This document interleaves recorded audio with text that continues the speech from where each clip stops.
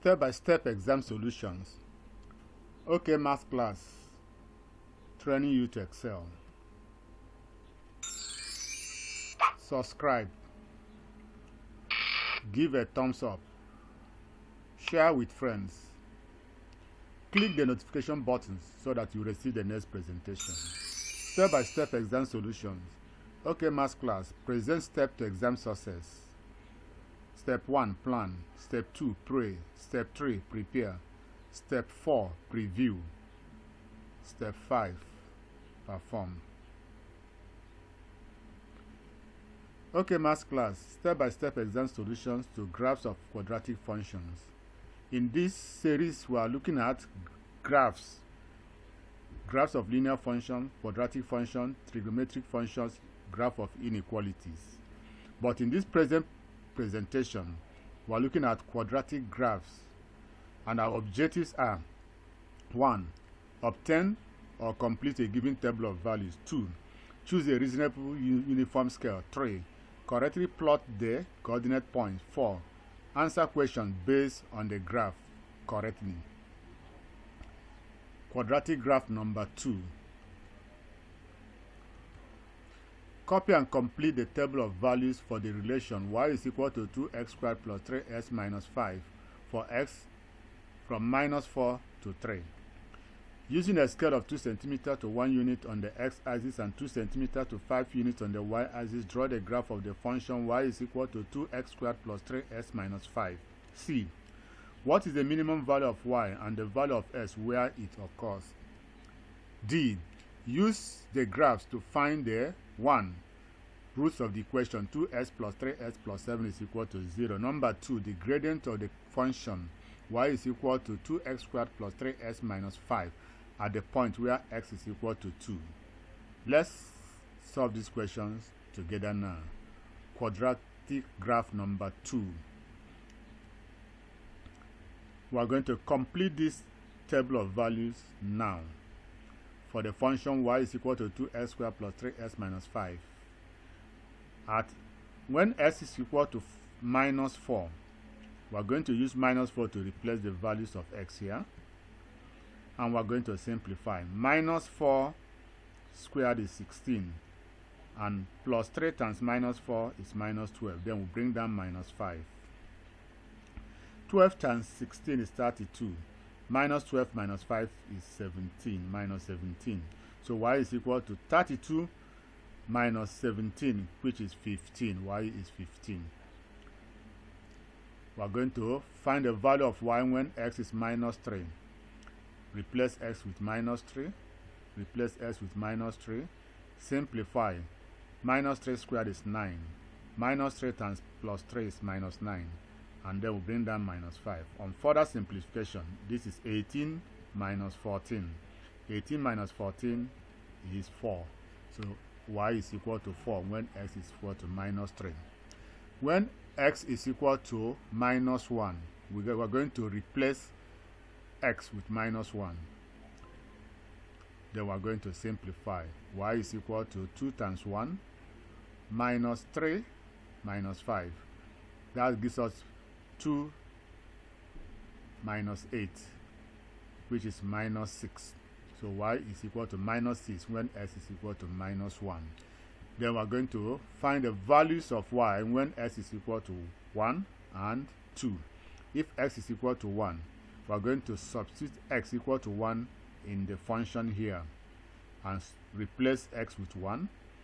And then y on simplification will give us 2, and this one will give us plus 3 and minus 5. Y is equal to 2 plus 3 is 5, and then minus 5. Y is equal to 0. So y is equal to 0 when x is equal to 1. And then when x is equal to 2, then we replace x and replace x and then simplify. That will give us 14 minus 5. Y is equal to 9. So now we're going to go to the graph board to plot the graph. Now this is the table we're going to use to plot the graph, but we're going to draw our axis. The black line is the y-axis. The black line, horizontal black line is the x-axis. Then we're going to put our scales.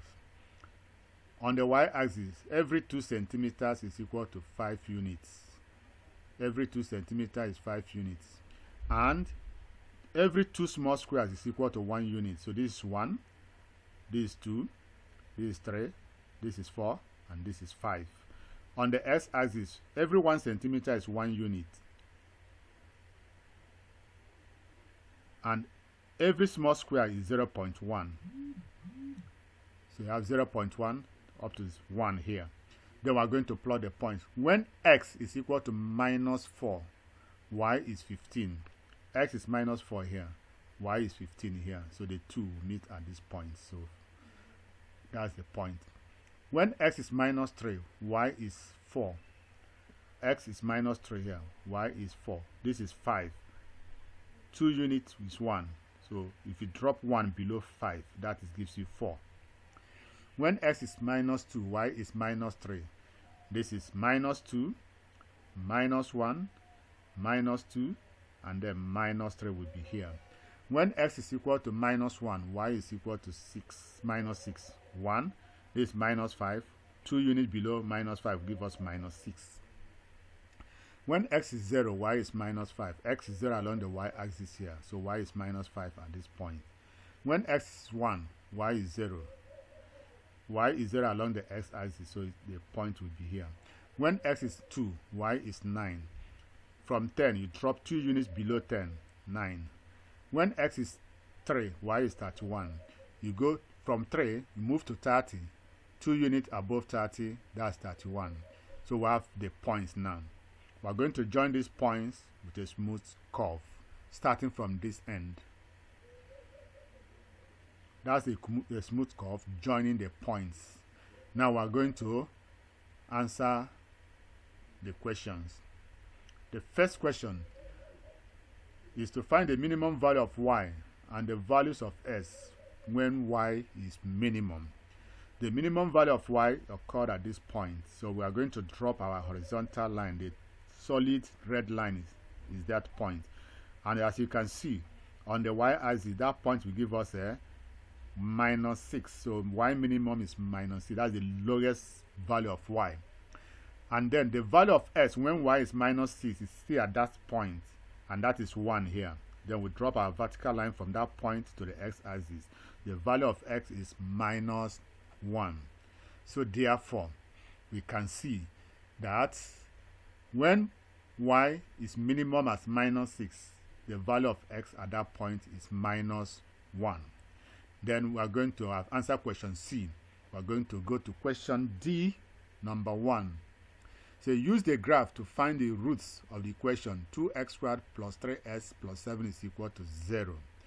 This new equation is related to the original equation we have plotted the graph. So we must find what we must add to this graph so that it will be equal to this. So now, what we need to add is a constant. Let the constant be k. So therefore, 2x squared plus 3s minus 5 plus k will be equal to 2x squared plus 3s plus 7.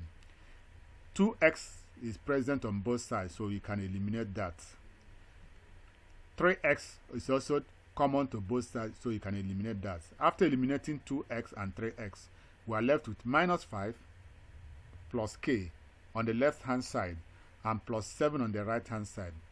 So therefore, minus 5 plus k is equal to 7. On simplification, taking minus 5 the other side, k is equal to 12. So we're going to find the roots of the equation at a point where k is equal to 12. So now we've come to the y-axis. This is 10. 2 units above 10 is 11. Another 2 units is 12. So the line must pass through that point. So we draw a horizontal line from that point. So that's the line y is equal to 12. And that line cuts the quadratic curve at this point and also at this very point. So now from this point, we are going to drop a vertical line to the x-axis. Looking at the point where it touched the x-axis, this is 3. This is 3.5, 3.6, 3.7, this is 3.75. So the value of x at that point, at this point, is minus 3.75. Also at this point, we are going to drop a vertical line also from this point to the x-axis. That will give me 2.1, 2.2, and this 2.5. The value of x at that point is 2.25. That implies that the roots of this equation given are x is equal to minus 3.75 and x is equal to 2.25. Now we're now going to answer the last question. To find the gradient of this curve at a point where s is equal to 2, that's the point. So we draw a tangent, which is the blue line, touching the curve only at that particular point. Now I carefully stopped at 15, which is a very perfect place to get the coordinate point for this end. And the coordinate point for this end is at 1.3. So therefore, we're going to complete this triangle now. So this is the second leg of the triangle, and this is the third leg of the triangle. Then the highlighted part is the triangle we're going to use to calculate the gradient of this quadratic curve at the point where x is equal to 2. So we're going to find the change in y. So now we're now answering the gradient m is equal to change in y, the vertical, which is 5, 10, 15. So that's change in y is 15. So we're now going to write 15 divided by, then we're going to find the change in x. If you look at this, from here to here is 2 centimeters, which is 1 unit, 2.1, 1.1, 1.2. So therefore, the change in x is 1.2. Then we're going to divide the change in y, 15, with change in s, 1.2. So gradient will now give us 15 divided by 1.2. We're going to have that as 12.5. That brings us to the end of this presentation. Thanks for watching. Remember to subscribe.